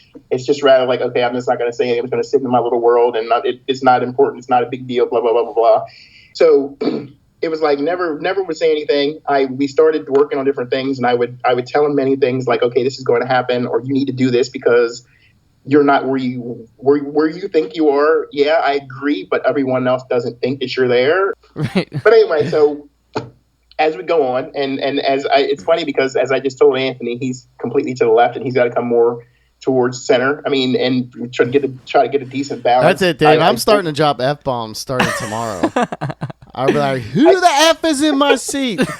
Dave said I could do this. That's not what I meant by that either. Dave said I need to be there. I know. So I told Austin the same thing, and we had conversation, and he's just kind of like looking at me like, yeah, okay, I hear you. But then I said, did you have this conversation? No. Did you have this conversation? No. Okay, when are you going to have the conversation? Well, I will. And then I come back again another month. No, I didn't have the conversation. I'm like, okay, I'm not going to keep saying something. You're going to keep sitting doing nothing, and nothing's getting done and accomplished. We're not going to keep doing this. I'm not going to waste my breath and keep repeating myself. Either you're going to do something, or we're not going to go any further. So it was like it was a battle. It was like, and then, like I said, it's not one of those things. I'm not trying to make any person an asshole or make it a Dave. I'm not going to make, you're not going to be just me and say how you feel and spit it out. And sometimes even when you know you shouldn't, you do it anyway. I'm not trying to take anyone there. That's just me. But anyway, so it went on. We did many different things. And then, like I said, the light bulbs goes off and it seems different things. And we work on the different things and get squared away. Long story short, like I said, there's a totally different person than there was 2 years ago, or even the beginning of last year in the meantime.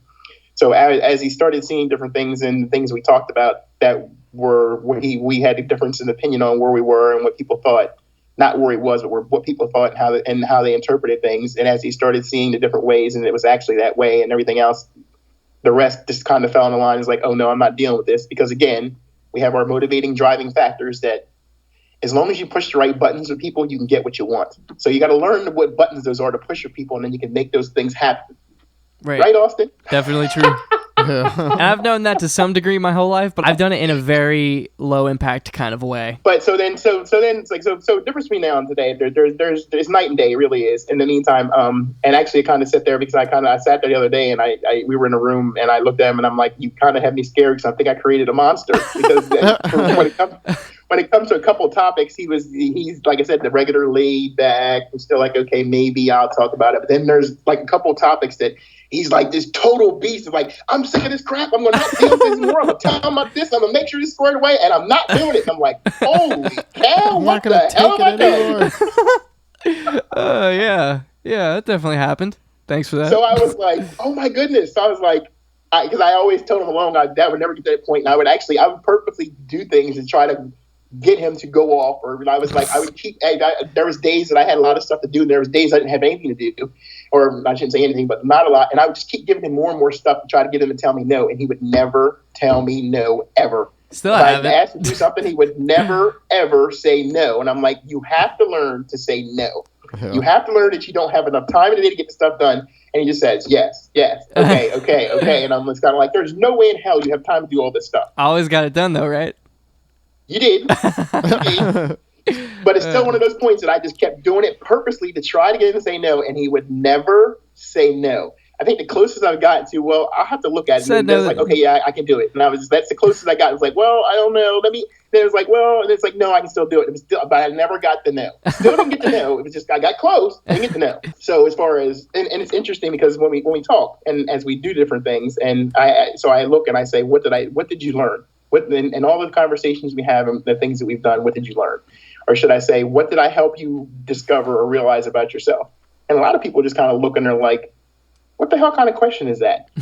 And then a lot of people are in denial when they actually do it. Then after they sit and think about things on their own, they actually sit back in the process. And in some of those things they actually talked about today, it was like, even though it's like people and their confidence comes through and shines, it's like, wow. Then it was just kind of like, there's this thin line between arrogance and cocky. We talked about that a little bit too. But anyway, it's just kind of like, they're more sure of themselves. Therefore, the things they do and the way they go about themselves. Mm-hmm. And then just dealing with people and then actually speaking, saying the things you need to say, having the conversation people need to have, and not waiting for a long period of time to have those things has changed, which I think he also now knows and sees that has benefited him by being able to have those conversations. And as having those conversations, he's gotten things that he's wanted faster than by sitting back and doing nothing, thinking that it's going to be done just because.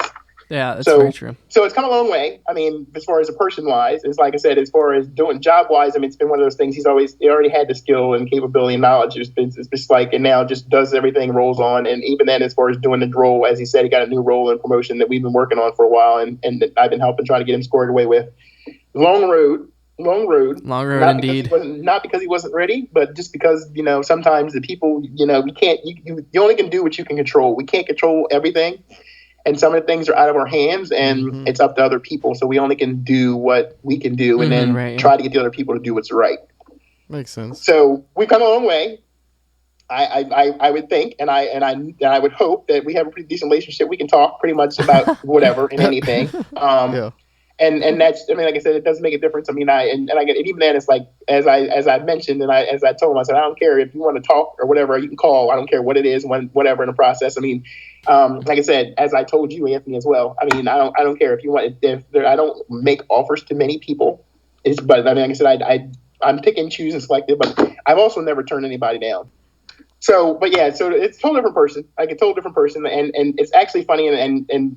I to myself personally, sure, I will take some credit for the person that you see and the person that has become today. But in the meantime, to any person and besides to myself, I don't acknowledge it at all because that's not what it's about to me. It's like I said, I can sit back and laugh and smile and watch and just sit there and look at what goes on and what takes place. Because I also told him, I said, well, we'll see what person I see tomorrow. And it was like, because I know who I had, I know who you are now, but I'll see what happens and who you are tomorrow. And then, and as I always mention to him, and I keep telling him, don't worry, you become a little cocky, arrogant bastard to me. I'm going to pull you aside and I'm going to tell you something's definitely wrong or something they've done. So they're totally out of the box or something totally opposite or weird or they're in a wrong place. Because I'm really good at choosing some really crazy words and comments to make you understand and make you really sit back. What the fuck was that about? Why did he say that? What does that supposed to mean? What did he try to tell me? Yeah, right. Yeah, definitely. I know what you mean. So after getting what I want, will I still be the same person that I was before when I was driving to get it? It's one of those neat, happy things to where get what you work your way, do what you got to do, get squared away. It's cool, but meantime, just remember that people helped you to get where you want to do and. Pay it forward type thing. Do your part. Help someone else. Do the same thing for someone else if you can, and if you can do those things, go with it, and roll on. So. Yep. Yeah. But as I told him, he can tell me if the journey's over and he don't then the hell with me and leave him the hell alone and don't bother him. Sure, you can tell me that. That's cool. But as I said, I'm cool with that. But just remember, as I always say, and I will continue to say, I will give you what you ask for. But just remember, when you ask for it, you're gonna get what you ask for. Yep, Dave, you're like a genie. Yeah. Once you rub that bottle, you gotta either go one way or the other. So you're like, yeah, tell me no, tell me yes. Yep. I'll tell you if you're not. Yeah. Yeah, I foresee a lot asking me what. Yeah. A lot more conversations in the future. Yeah.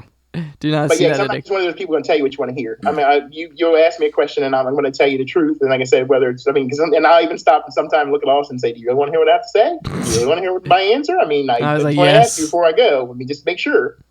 So. So yeah, it's all good. I mean, yeah, I definitely agree. A lot of growth has happened. But I don't know what I was gonna say. But the interesting thing is, like right now, I think I think you're in a pretty unique place because I think your world is coming together really well. I mean, at this point in time, it's like your personal and your professional are going in really good or in really good spots and places, and everything's coming together. And people are probably gonna look at me like I'm crazy, or people are like, I don't like it now. But I also made a comment to you in the process too, to where, not to say there's anything negative that's going to come or happen, or not to try to be a Debbie Downer or whatever you want to call it, is one of those things to where I also told you to remember that we, when it comes to the heart, there's one of it's one of those very sensitive and fragile things. So just remember, continue as you are, and it's nice to see that you're happy and you're giddy and you're enjoying and you're in a good place and you're loving the relationships and things that you're in. But you also have to remember to protect yourself, because I mean there are things that happen and come out of left field that we don't always expect. So it's not to say turn anything off. It's not to say don't do anything. It's not to say make something different. It's just to remember, protect yourself. Because in the meantime, if everything went south tomorrow, your job sucked and you didn't, and Alex was gone and something happened and you weren't there, you can't be to where one of those things to where the world is over, my life is over, who cares? We don't want to, it's not worth living and whatever. And, this is never going to happen. And there's never going to be another person. And this just sucks and fuck the world. No, I know what so basically what you're saying, enjoy what you have, but just be ready just in case. Yeah. And no, that sounds kind of cruel. It does, but that's what you're saying. Kind of cruel in the that's what you're process saying. Just it's optimism. It's cautious optimism, basically. For those that haven't figured out, I'm one of those people that believes in balance. So even though you have the really good positive, that's cool, and I'm good with that. But you also need to make sure you keep yourself grounded with the negative, or just like when all the negative's going on, we find a way to try to keep you positive. It's one of those things that keep you grounded to where, everything is going great today, but it may not be that way tomorrow. And it's not just because I want to be an ass. It's just the way life goes. So it's just one of those things to where just be prepared. I mean, not be prepared. Be having your head in the back of your mind that don't just take things that you have today for granted, because tomorrow it may not be the same way. And in the meantime, also, don't set yourself up to be totally floored to where you're in this really bottom basement to where you feel as though life just sucks, it isn't worth it, and I'm not going on because of whatever it may be. What if I already live in a basement? But no, I see, potent stuff. I definitely get what you mean. So, but it's also interesting because Austin's never admitted, and Austin had. I told Austin one of his biggest flaws, and I told him in the process a lot of if you people can't tell, Dave and I have definitely had a lot of conversations in the past year. Yeah, a lot of conversations about everything. This is like a recap of my entire life. Yeah. So this is like a summary of all the meetings that we've had over the entire year this year. Of course, you can edit out anything you like, so you may not want people to know stuff. So that's your choice. I think the goal is to put this up without any editing, but we'll see how that works out.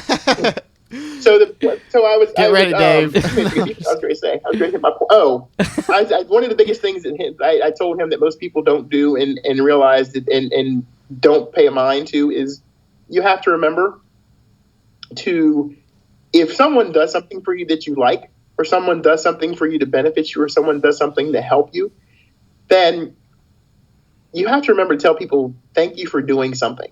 Because there's a lot of things that some like I said, I myself don't do anything for ulterior motive or expect anything in return from people. Wait, he wasn't paying you?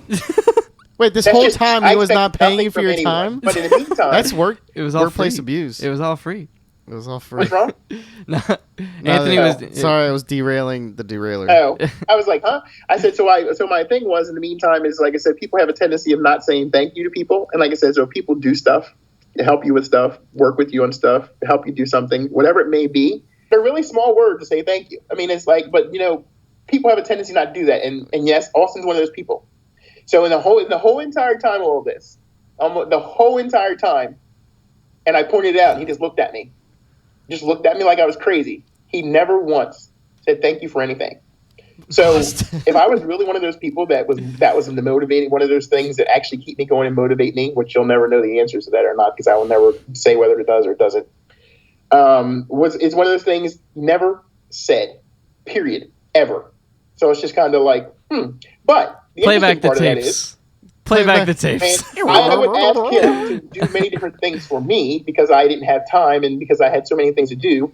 I would make sure I told him thank you, but I'm one of those people that I have a tendency, because just who I am, to make sure, just because I like to do things, is like also give people something to let them know, hey, I did tell you thank you, which is cool, which I is more than enough, but I also just give people things something that they like and is going to, hey, give them another little spark or whatever else in the process, because I'm one of those ones that know things that motivate people helps to keep people going, and it's important.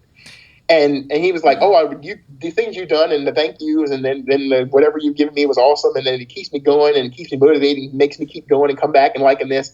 And I'm like, are you listening to what you're saying? Have you listened to anything that you said? And I was like, do you do that? And he looks at me like, sure. And I'm like, do you? I don't think so. So I remember that conversation. I remember being surprised, because I've always thought that was something that I was good at. But then I remember back and you're right. Like, I never said it once to you, and I wondered why did I never say thank you? Like, why did I never feel the need to? Because obviously there was a lot of help, immensely, an immense amount of help that came within the past 2 years, and I feel like I thought that I usually have been good about that in other relationships that I've been in. So I thought, and I've been thinking a lot about that recently, like, why did I not feel the need to thank you? And I think it's because the way that you've always come off is that you really enjoy, like, you came off like this is something that we're both fighting for, like, not necessarily just me. So sometimes I forget, it's crazy to say, but sometimes I forgot that you didn't have to do any of this. And this was you helping me further my career and not something that we were both fighting for. I think that we were both fighting for it. What you said is true. I was in the fight for you, because like I told you, there was times I was pissed off more than you were, and I'm like, and I told you I had to step back, because I was like, okay, I'm more pissed off than you are. You're sitting here like, oh, okay, yeah, I'm mad, I don't like it. But you're not doing anything, and I'm the one that's pissed off, and I'm like raising hell with people and saying stuff to people, and I'm like, well, you ain't saying nothing, so I need to back the hell off, because you don't seem to care, so why do I care? Yeah, but does that make sense? I think that might be why it happened, not excusing it in any way, obviously, and I think I've been better about that recently, but I think that may have been why it worked out that way in the beginning. But yeah, so like I said, that was just like I said. So again, he probably didn't want all the stuff, but I'm putting it all out there. And of course, if you edit, it's all good, your deal. But we'll see. It's one of those things. So that's just a message for people. As people do things and help and assist, like I said, it's one of those things that, if you can actually do something for other people and take the actual time and actually help other people, then that's a good thing, and do that. But also just remember to say thank you and let people know that what they do is appreciated. And like I said, because those things keep people motivated and get people going and all those kind of things. Very true. And like I said, definitely one of the motivating factors for me as a person is gratitude. So paying that forward is important. And that's why I pointed out. I was like, that's why I pointed it out. I was like, this is one of those things that keep you going and something you don't do. And it was like, no way. And it was like, what? So anyway, that's my wrap, my wrap up, my comments. Like I said, it's only me. I'm no one special, no one important, but that's my opinion of what I had to say with the last year with both Anthony and Austin. And as I said, to those people, like I said, whether it was Stephanie, whether it's Sarah, or Alex, I don't care. Conversations. I'm cool with conversations. I'm cool with females, meeting or whatever. That's up to Anthony and Austin and whoever else. Because I don't force myself or put myself in anyone else's lives. It's like, I'm one of those ones. Of course, you probably get sick of me because I tell you that on a regular basis. I don't overstay my welcome. I don't force myself in any place. It's like, I'm not going. That's not me. That's not the way I roll. But hey, it's all good. Well, Dave, thank you for being on this episode of the podcast. This was a good wrap of 2016. Yeah. Oh my God. I mean, if anything, like, this has been a much longer episode than usual, but I expected that and I anticipated that and I was ready for it. Yeah. This is great for Anthony and I, and also Dave, I'm sure, so that we can look back years from now and think, okay, yeah, this is where our brains were at that time. But if you guys listening enjoyed it, that's phenomenal. Like, like we were talking this. So you might want to make it into 2. I mean, it's up to you because you probably have more than 2 hours. I mean, like, whether you want to do it, that's up to you. Whether you make it 2 or leave it 1. But it is more than 2. Yeah, it's making it 2 or do it 1. But so my other part I was going to say too is that I'm cool with, like I said, if you guys or your listeners. Why you say it like that? Why you say it like they're not real listeners? Why you say it like they're not real? I feel like you put listeners in air quotes. I did. I was just like, you, either one of the two of you or your listeners want me to have other conversations or topics of conversation, and they can tell you that. But in the meantime of that too, I mean, it's up to you. I'm not here to, again, hijack your show or put myself in places that I'm not supposed to be. But like I said, if you want to have other me to come on other times and different times or whatever, just let me know ahead of time or whatever in the process. And of course, you see today you can do your Skype, and they said it didn't have to be that way, so I'd rather be in person versus somewhere else. But like I said, if something comes up, then if everything works well, that you have the option. But yeah, so if there are conversations that you want to have or questions you want Anthony and Austin to answer, or other topics that you want to discuss, have them discuss, or while I'm here, or whatever else, that's fine. I mean, I'm cool with that. It's cool, because even then, this is not something normally I would do, because even Austin asked me, and I was kind of like, I sat there and I was like, do I really want to do that? But it's like, okay, whatever. I was surprised the first time, yeah. Yeah. So it's one of those things. I'm cool with that. Like I said, they want me to come on, do shows on once a month or whatever happens to be. That's fine. I'm cool with that. Like I said, you have topics you want to talk about, that's fine. And as I said, anybody any questions? But again, so I leave my questions again. Sarah, what does that mean that I'm not what you expected? Again, and it's like one of those things too. He would not let that die. And I would say to your sister Stephanie, so what is it that's intriguing for you that you like my comments, my words, or just me being a crazy ass person? I mean, I don't know, what is there? He's calling out the listeners. Last one, and even the last one too. As Austin said, Alex was like, I like him. I like to have him do that to me. What's that about? What do you like? What makes you say that? Where does that come from? Yeah, so that was my question. So maybe I can get those answers.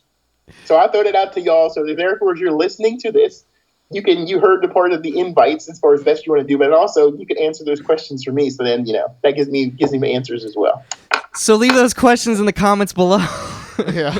God dang, Anthony, that was a doozy of an episode. That was good. In a good way, in a really good way. Once again, Dave, thank you for coming on. That was huge. If it was just me and Anthony, we would have just talked for like 20 minutes and be like, all right. We would agreed on everything. Yeah, the trip was awesome. Yeah, my trip was awesome. And then talked about like the different brands of apples or something for the rest of the episode. But this was definitely more substantive, and I think we'll appreciate that in the future. Definitely. Listening in. So if you guys listen to this, thank you. Once again, it's huge that you guys listen. It's awesome that we have this documented for us, but it's great if you also get some enjoyment out of it, so we appreciate that. Like and share it with your friends. Join us in the group, facebook.com/group/pfunkinfro, and listen every week. It'll be on iTunes, Android podcast services of your choosing. It should be everywhere. It's not, then tell us and I'll get it there. Yep. I'll make mountains move for you. And once again, my name is Austin Flume. Anthony Gorman. And Dave, do you want to say goodbye? Yep. So again, let me know. You have to let me know comments, questions. All right. Yep. All right. And we'll see you guys next week. Until next time, we'll see you later. Later. Happy 2017, everyone. Woo! So what's going No. Who are you guys talking to? That was Dave. Oh, Dave came back. Yeah. He Skyped in. Oh, okay, cool. Yeah. Here you go. This is yours for a second. So what am I doing? I like this. Oh, you're just saying hi?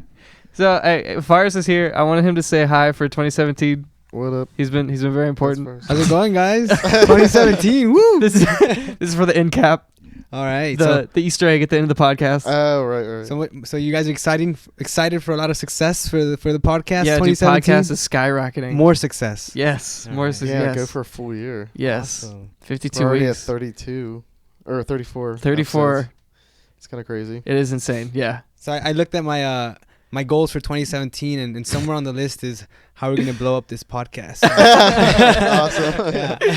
I love that that's on your goals list. Yeah. The guy that's in the basement, we're gonna make How am I this gonna- go to the roof. Yeah. How am I gonna make my expand this? basement famous? Yeah.